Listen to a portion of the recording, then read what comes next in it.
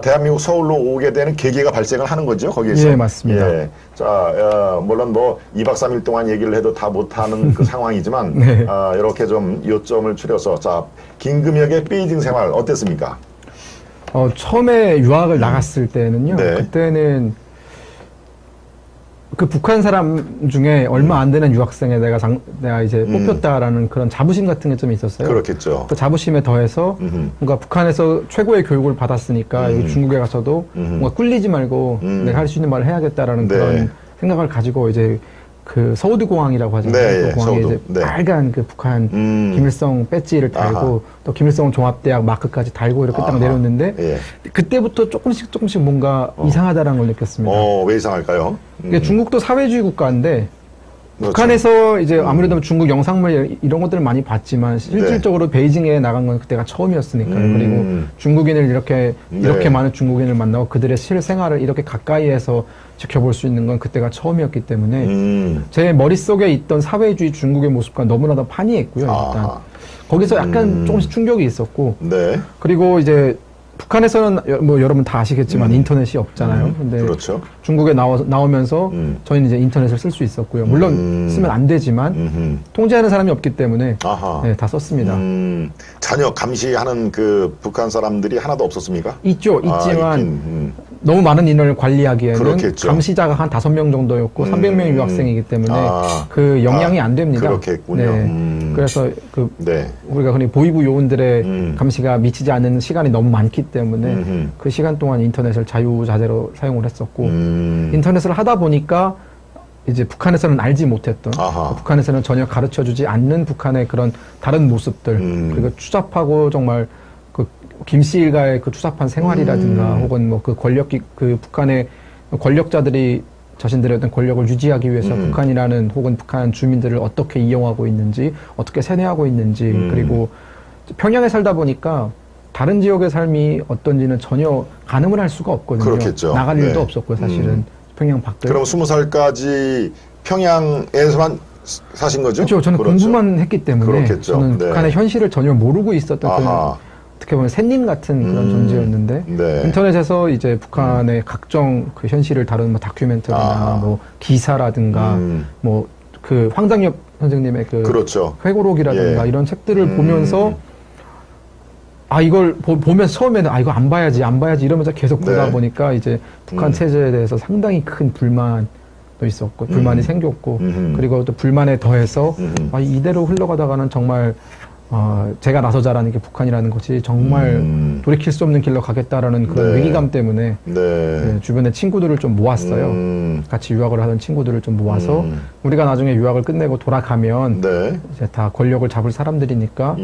이제 좀 그런 개혁 의지를 가진 사람들이 모여서 조금이라도 잘못된 부분들을 좀 바로 잡자라는 취지하에서 네. 독소회를 만들었었고요. 독서회. 그 독소회 활동을 하면서 이제 뭐 동아일보에 편지도 쓰고 그리고 저희 유엔 난민 유엔 그 CR인가요? 그 유엔 난민 고등위원회 이것도 편지도 쓰고요. 그 북한 인권을 너무 모른 척하지 말아달라. 동아일보에는 어떤 내용을 북한 인권에 관해서 관심을 가져달라? 동아일보에 직접 보낸 건 아니고 사실 주성하 기자. 주성하 기자인데. 그렇군요. 그래요. 그 당시에도 주성하 기자가 탈북해서 동아일보에 정착했다는 걸 알고 있었군요. 네, 그 전부터 알고 있었고요. 그렇군요. 그래서 컨택을 할 때 주성하 기자님으로 했었고 너무 신문사에 대놓고 나가는 건 좀 부담스러웠었거든요. 그래서 그냥 보냈는데 주성하 기자님이 그걸 평양에서 읽는 서울 이야기인가? 서울에서 읽는 평양 이야기라는 그 본인의 그 유명한 블로그에 그걸 나중에 올리셨죠. 제가 보낸 내용을. 그리고 또 이제 NK 데일리인가요? 네, 맞습니다. NK 데일리. 데일리 NK에도 저희가 또 글을 쓰고 막 그 게시판에 글을 쓰고 막 했었습니다. 또 글 쓴 주로 된 내용이 저희가 이제 중국에서 유학을 하는 사람들인데 지금 북한의 그 독재 그리고 북한의 그 잘못된 관행에 대해서 너무나 큰 분노를 하고 있다. 나중에 우리가 북한을 뿌리부터 바꿀 거니까 힘을 실어달라 뭐 이런 뭐 말도 안 되는 그런 얘기들을 막 쓰고 다니고 그러셨군요. 네, 그러다가 이제 그 모든 것들이 다 발각이 돼서요.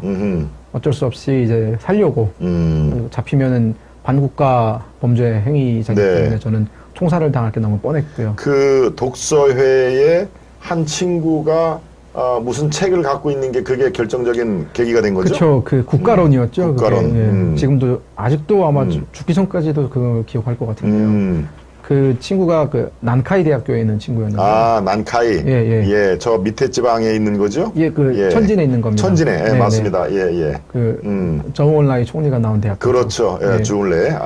그 대학교에 다니던 친구였는데 그 친구가 먼저 걸렸어요. 그러니까 그때 당시 분위기가 김정일이 죽고 나서 저희끼리 막 축하 파티도 하고 이러면서 막 저희를 막 들뜬 상태였고 뭔가 바꿔볼 수 있겠다라는 그런 희망에 들뜬 상태였고 이제 북한 보위 당국은 유학생들 속에서 이상한 움직임이 있으니까 철저히 단속해라라고 해서 거의 100명 가까운 50명에서 100명 정도 되는 북한 보위부 요원이 그때 당시 북경에 파견되어 있었거든요. 그렇군요. 그러니까 이게 낌새가 좀 이상하다. 그렇죠. 낌새가 이상하다와 두 번째는 아무래도 시국이니만큼 유학생들의 사상 동요를 사전에 차단해라라는 그 지침이 내려왔어요. 실질적으로. 그렇군요. 네, 저희가 다 그걸 읽었고요. 대사관에 모여서.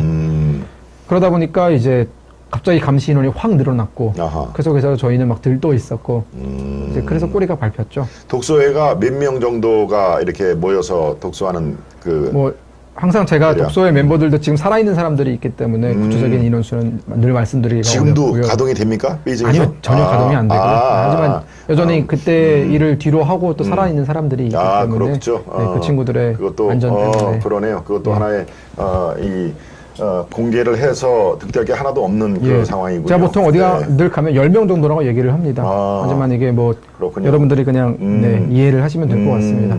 그래서 책 사건으로 이제 금혁 씨도 야 이거 목숨이 위태로운 상황까지 왔다라고 지금 돼 있는 상황에서 다음 어떤 행동을 한 겁니까? 내가 여기서 탈출해야 되겠다라고 생각을 했을 텐데 어떤 그때 탈출의 직접적인 계기가요. 저는 이제 가만히 있다 탈출을 한 건 아니고 대사관에서 연락을 받았습니다. 대사관에서? 예.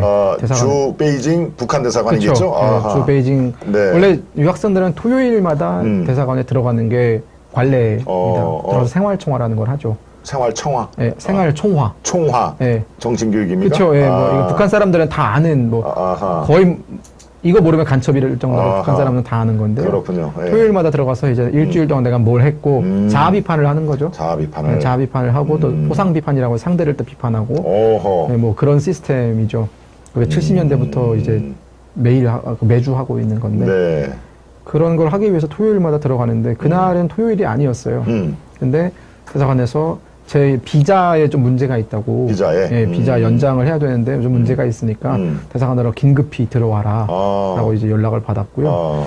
근데 저는 대사관 몰래 비자를 이미 연장을 한 상태였는데. 어떻게 연장을 합니까? 그건 그냥 제 여권 가지고 가서 대학교에 가서 나 이제 1학년 이제 마치고 2학년 들어가니까 연장해달라면 1년 단위로 해서 연장을 해주거든요. 대학에서? 예, 대학에서 그냥 대사관과 상관없이 연장을 해줍니다. 그렇군요. 개인 여권만 제출하면 되는 거죠, 사실은. 그리고 개인 여권과 학부 내가 어디 다니고 있다, 그리고 등록금 냈다, 이런 것만 다 보여주면 사실은 연장이 되는 건 문제가 없습니다. 학교에서 비자 연장을 이미 받아놓은 상태인데 왜 비자 문제가 있다고 얘기를 하지? 그러니까 이게 뭔가 문제가 생겼구나라는 걸 직감적으로 느낄 수 있겠네요. 그리고 그때 뭔가 사람의 감이라는 게 있잖아요. 그렇습니다. 그래서 전화가 올 때부터 뭔가 막 심장이 떨리는 그런 느낌이 있었고요. 이건 뭔가 감이 안 좋다라고 해서 이제 들어가겠다라고 하고 5시까지 뭐 들어와라 해서 들어가겠습니다. 그때 한 2시쯤이었는데요. 얘기하고 이제 그 자리에서 핸드폰을 부셔버리고 캐리어에 짐만 싸가지고 도망쳤거든요. 일단 여기를 벗어나야겠다. 나중에 이제 저랑 같은 중국어 수업을 들었던 그 프랑스 친구가 있는데 그 친구가 저한테 메일로 네 기숙사 누가 뒤지고 있다. 이거 뭐 어떻게 된 거냐. 너 빨리 와봐야 되는 거 아니냐라고 메일이 와서 그냥 앞으로 누가 물어보면 나 모른다고 해라. 난 이제 이 나라 뜬다라고 이제 메일 남겨놓고 저는 그 길로 이제 그 왕징이라고. 왕징. 한국민들의 집단 거주지죠. 일단 그 왕징으로 이동을 해서요. 일단 거기는 조금 안전할 것 같다는 생각이 들어서. 그렇지. 대부분 다 한국 분이니까. 이제 거기서 이제 또 핸드폰을 하나 사가지고. 우리 김금혁 씨 말씀 중에 우리 주화영 님이 소중한 또 정성을 보내주셨습니다. 대단히 감사합니다. 주화영님 감사합니다. 말씀하시죠. 왕징으로 이제 갔습니다. 가서. 일단 한국 대사관에 전화를 먼저 했습니다. 북한 유학생이고 이러이러한 일 때문에 한국에 좀 가야겠습니다. 라고 얘기를 했더니 대사관에서 이미 그 외교 문제가 번졌기 때문에 예, 김금혁 씨 지금 중국 공안도 찾고 있고 북한을 찾고 있기 때문에 우리가 개입을 못한다. 이미 김근혁 씨라는 김금혁이라는 존재를 알고 있었군요. 한국 대사관도 알고 있었던 것 같습니다. 그래서 저희가 개입하기가 어렵다라고 이제 답변을 공안이 좀 받았고요. 추적을 하는 상황이니까. 예, 예. 그래서 어떻게 안 되겠냐라고 했는데도 이제 안 된다라고 얘기를 해서 일단 대사관으로 들어가는 건 포기를 했고요.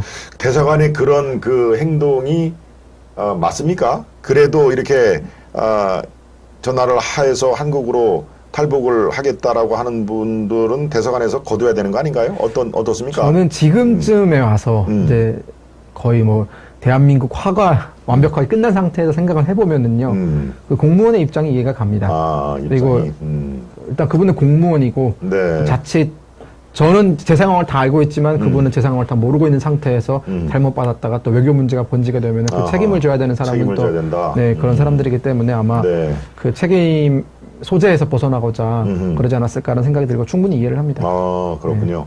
그 당시 상황에서는 좀 야속하기도 했겠습니다. 아유, 뭐 그렇죠? 온갖 욕을 다 했죠. 예. 네. 그렇게 만약에 지금 뭐 이제 뭐 가정법은 뭐 좀 그렇습니다만은 그래도 대사관에서 반응이 좀 뜨뜻미지근하다. 그래도 내가 살기 위해서 그 한국 대사관이 베이징 시내에 있죠? 예, 예, 시내. 그 북한 대사관에서 그렇게 멀지도 않습니다. 그렇죠. 네, 저도 뭐 다 가봤습니다만은 취재하러 다 이쪽 저쪽 가봤습니다만은 조양구에 있죠. 조양구에. 조양구, 차오양취. 예. 그런데도 그냥 내가 한국 대사관을 꼭 들어가야 살겠다 싶어가지고 만약에 들어가는 시도를 하면은 그래도 대사관에서 차버릴까요? 아니 대사관에서 이런 말을 했어요. 네. 담을 넘어서 들어가라고. 월담을 하라고? 예. 그 예전에 담 넘어 들어간 사람이 몇 명 있으니까 그렇게 하시는 건 어떻겠냐. 그래서 제가 택시를 타고 가봤거든요. 그 앞에. 아시겠지만 꽤 높더라고요. 그렇죠. 네. 네. 담이 높습니다. 엄청 네. 높습니다. 맞습니다. 그리고 또 그 담 근처에 뭐 공안들이 왔다 갔다 계속 맞죠. 하고요. 정문에도. 그렇죠. 그리고 거기가 뭐 좀 으슥한 곳이 아니라 대도로변이기 때문에 그렇죠. 거길 뭘 어떻게 넘는다라는 거는 좀 힘들겠다라는 생각이 들더라고요. 밤이어도 거기는 못 넘겠다. 그렇겠네요. 싶은 생각이 들어서 저는 이제 그건 포기를 했습니다. 아하. 그때 이 왕징에 갔을 때는 이제 혼자 힘으로 혼자 간 거죠. 예, 다른 예. 뭐 일행이 있는 것도 아니고. 전혀 없었죠. 예. 예. 그래서 그 뒤로는 어떻게 됐습니까? 이제 그 뒤로부터는 막무가내로 이제 왕징에 계속 머물면서 거기 이제 PC방에 있었거든요. PC방. 제가 자주 가는 PC방이었는데. 거기서 숙식이 해결이 됩니까? 그 중국인 사장님이랑 제가 좀 친했어요. 네. 그래서 그 사장님한테 대놓고 얘기를 했고, 내가 좀 이런 상황인데 너나 공안에 고발할 거냐 그러니까, 아유 우리는 펑이었는데 어떻게 그렇게 하냐. 펑이는 이제 친구라는 뜻입니다. 그죠. 예. 내가 도와주겠다. 대신 이제 뭐 라면, 그 PC방에 가면 라면 같은 거 있잖아요. 그렇죠. 네. 그런 것들을 이제 공짜로 먹어라. 뭐 이렇게 해가지고 예. 그 알바들이 쉬는 공간에서 자고, 또 뭐 그 사람들 좀 없는데 뭐 이런 테이블에 누워서 자고 막 이런 식으로. PC방 주인이 상당히 은인이었겠습니다. 그죠? 저는 그래서 예. 베이징 갈 때마다 그 PC방 갑니다. 그래요? 아직도 있습니까? 예, 아직도 있고요. 그렇군요. 저번에 한번 예. 제 친구랑 같이 가서요. 예. 제 친구랑 갔을 때 그 PC방 사장님이 되게 잘해주셨고, 자기 아이디 빌려주면서 게임하고 실컷 놀고 가라고 막 그렇게 해주셨습니다. 그렇군요. 네. 역시, 예, 하늘은 스스로 돕는 자를 돕는다는 우리 얘기가 있지 않습니까? 이렇게, 탈북을 해서 서울에 가야 되겠다, 한국에 가야 되겠다라고 하니까 또 돕는 분이 그렇게 나타나군요. 물론 뭐, 우리 김금혁 씨가 부침성 좋고 아주 성격이 좋으니까 그분은 한국 분이 아니라 중국 사람이었겠죠? 완전히 한족. 한족. 예. 예. 당시는 중국어로 다 소통을 했었고요. 그렇겠네요. 네. 예, 역시, 예, 이 도움을 주는 분들이 곳곳에서 있네요. 네. 그렇게 PC방에서의 숙식을 해결하고 얼마나 거기에 있었습니까? 대략.